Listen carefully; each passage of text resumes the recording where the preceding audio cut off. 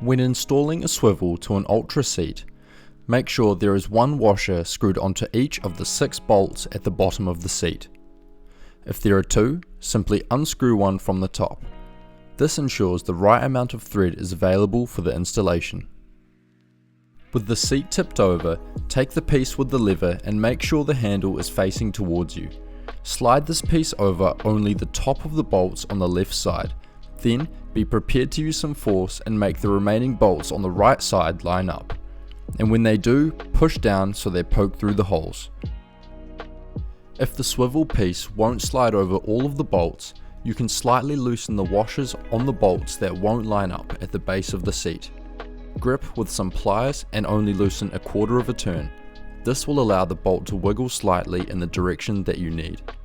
This process is only required if it's too difficult to slide the piece over. Once the 6 bolts are lined up, you can then use a rubber mallet to make sure the part is pressed flat against the bottom of the seat.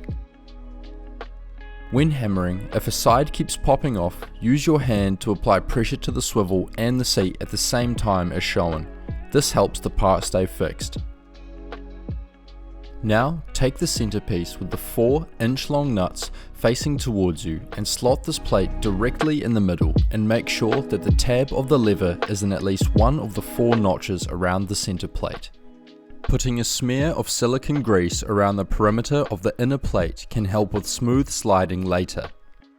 Place the supporting curved plates on each side, making sure to leave a hole at the bottom exposed. Then, place black washers on every bolt, followed by nylock nuts finger tight.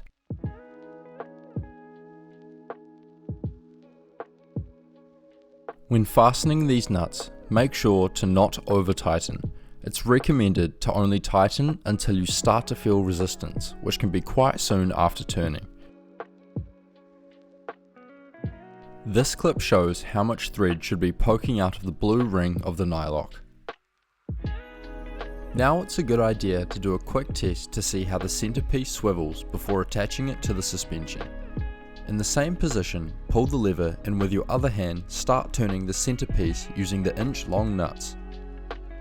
If it's smooth with some resistance, it's good to go. However, if it's stiff and tough to move, try loosening the nuts very slightly to alleviate some pressure off the centerpiece. Once the swivel is performing how it should off the suspension, now it's time to put it on. Look where the silver washers are being placed and do the same to your suspension. These are where the 4-inch long nuts need to sit. You can either place the seat by dropping the back first and then the front, or side to side as shown. Do whatever you find easiest as long as the nuts of the swivel end up sitting on the washers. Take 4 M8x20 button head bolts with a black washer and thread it through the silver washer an inch-long nut from beneath the suspension. Start by tightening them a few turns with your fingers so the unit can still move while screwing in the remaining bolts.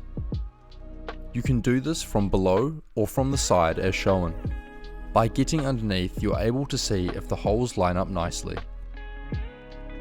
Now fasten the 4 bolts using a 5mm hex key.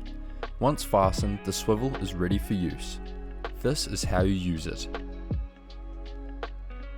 Simply pull the lever under the pommel of the seat and spin it whichever way you would like. After it has moved from its lock position, you can release your fingers from the lever and spin it around until you hear and feel it lock in. The seat has 4 locking positions at 90-degree increments. Important: make sure that when the boat is moving and a person is on the seat must be facing forwards. If the seat is empty or the engine is off, you can face it whichever way you like.